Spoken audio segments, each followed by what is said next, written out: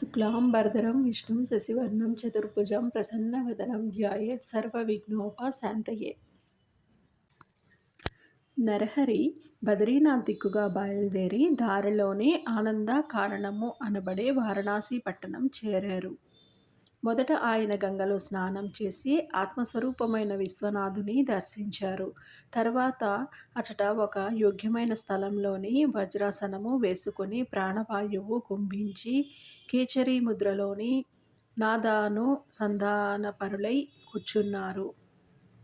ఆయన నిత్యము 3 వేళలా మణికర్ణికా ఘట్టానికి వెళ్ళి శ్రద్ధగా గంగా స్నానం చేసి వస్తుండేవారు. ఆ క్షేత్రంలోని ఉన్న తపస్సులు, మునులు, సాధువులు ఆయనను చూచి ఆశ్చర్యచకితులయ్యారు. యవ్వనం కూడా పూర్తిగా రాకముందే అంతటి వైరాగ్యము, కఠోరమైన తపస్సు చూసి ఆయన యోగపూర్ణుడనియు తెలుసుకొని నమస్కరిస్తూ ఉండేవారు. అచటి యతులలోని వృద్ధుడు, శ్రేష్ఠుడు అయిన కృష్ణ సరస్వతి ఆయనకు భక్తితోని నమస్కరిస్తూ ఉండేవారు. ఆయన సాక్షాత్తు అవతార పురుషుడనియు సన్యాస మార్గాన్ని పునరుద్ధరిస్తారనియు ఆయన విశ్వగురుడైనప్పటికీ లోకోద్ధరణ కోసం మాత్రమే ఆదర్శప్రాయుడైన సాధకునిలా తపస్సు చేస్తున్నాడనియు, కనుక ఆయన వయసులోని చిన్నవారైనా జ్ఞానంలోని వృద్ధులే కనుక ఆయనకు ఇతరులు కూడా నమస్కరించవచ్చుననియు కృష్ణ సరస్వతి చెబుతూ ఉండేవారు. చివరకు ఆ కృష్ణ సరస్వతి స్వామి ఆదేశానుసారము ఆయన శిష్యులు నరహరి వద్దకు వెళ్ళి నమస్కరించి, స్వామి, మీరు పరమేశ్వరులే కాని మానవ మాత్రులు కారు. సజ్జనులను, ధర్మాన్ని ఉద్ధరించడానికి భూమిపై అవతరించారు. శ్రీ ఆదిశంకరులు స్థాపించిన సన్యాస మార్గం దాదాపు లుప్తమైంది. దానిని మరలా మీరే నిర్దిష్టం చేసి విస్తరింపచేయాలి. అధికారులు కాని వారికి ఈ మార్గము భయంకరమైనదైనా బుద్ధిమంతులకు సులభంగా ఆత్మానందాన్నిచ్చే ఈ సన్యాస మార్గాన్ని మీరే పునరుద్ధరించాలి. సన్యాసులమైన మేము ఇప్పుడు మిమ్మల్ని సేవిస్తే లోకనింద ఏర్పడుతుంది. కనుక మీరు కూడా సన్యసిస్తే మేము కూడా మీ సేవ చేసుకోవచ్చు అని ప్రార్థించాడు. నరహరి వారి ప్రార్థనను మన్నించి సత్సాంప్రదాయ సముద్ధరణ కొరకు శ్రీకృష్ణ సరస్వతి పాదులను గురువుగా స్వీకరించి శాస్త్ర పద్ధతిన వారి వద్ద సన్యాసము స్వీకరించారు. అప్పుడు గురువిచ్చిన దీక్షానామము శ్రీ నృసింహ సరస్వతి. తర్వాత ఆయన కొంతకాలము కాశీపట్టణంలోనే ఉండి మానవులకు 4 పురుషార్థాలను ప్రసాదించగల వేదార్థాన్ని భక్తులకు ప్రవచించారు. అంతవరకు గురుకథను శ్రద్ధగా వింటున్న నామధారకుడు, స్వామి, నాకొక సందేహం కలుగుతున్నది. విశ్వగురుడైన శ్రీగురునికి ఇంకొకరు గురువెలా కాగలరు?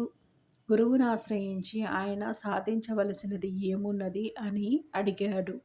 సిద్ధయోగి ఇలా చెప్పారు. పూర్వము శ్రీరామచంద్రుడు వశిష్ఠ మహర్షికి, శ్రీకృష్ణుడు సాందీపని మహర్షిని గురువులుగా వరించినట్లే శ్రీగురుడు కూడా శ్రీకృష్ణ సరస్వతి స్వామిని గురువుగా ఎన్నుకున్నారు.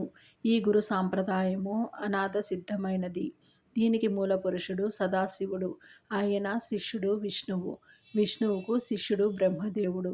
అటు తర్వాత గురు పరంపర ఇలా కొనసాగింది. దేవదేవుడి బ్రహ్మదేవుడి నుంచి వశిష్ఠుడు, శక్తి పరాశరుడు, వ్యాసుడు, శకుడు, గౌడపాదుడు, గోవింద భగవత్పాదాచార్యులు, శంకర భగవత్పాదులు, విశ్వరూపుడు, బోధజ్ఞానగిరి, సింహగిరి, ఈశ్వర తీర్థుడు, నృసింహతీర్థుడు, విద్యారణ్యుడు, మలయానందుడు, దేవతీర్థుడు, యాదవేంద్ర సరస్వతి, కృష్ణ సరస్వతి. ఈ కృష్ణ సరస్వతి స్వామియే శ్రీగురుడనియు ప్రసిద్ధికెక్కిన శ్రీ నృసింహ సరస్వతి స్వామి యొక్క గురువు. తర్వాత శ్రీగురుడు తాము స్వయంగానే పవిత్రులైనప్పటికీ అనేక పుణ్యతీర్థాలు దర్శిస్తూ బదరికాశ్రమము చేరారు. తర్వాత ఆయన మేరు పర్వతానికి ప్రదక్షిణంగా సంచరిస్తూ సర్వక్షేత్రాలు దర్శిస్తూ పుణ్యతీర్థాలలోని స్నానం చేస్తూ శిష్యులతోనే కలిసి గంగాసాగర సంగమం చేరారు. ఆయన మొదట గంగకు ప్రదక్షిణంగా ప్రయాగ వరకు తటాకయాత్ర చేశారు. అది కూడా గంగా ప్రదక్షిణతోనే సమానమే. అందుకే ప్రయాగను కూడా గంగా సాగరమని అంటారు. ప్రయాగలోని వారికి ఎంతోమంది శిష్యులయ్యారు. ఆ క్షేత్రంలోని మాధవుడనే బ్రాహ్మణుడికి శ్రీ గురుడే స్వయంగా తత్వం ఉపదేశించి సన్యాసమిచ్చారు. శ్రీ దత్తాయ గురవే నమః. శ్రీ శ్రీపాద శ్రీ వల్లభాయ నమః. శ్రీ నృసింహ సరస్వత్యై నమః. అక్కడ కొంతకాలము నిరంతర యోగనిష్టలోని గడిపి ప్రయాగ చేరారు. శ్రీ గురు చరిత్ర అధ్యాయము 12 సంపూర్ణము.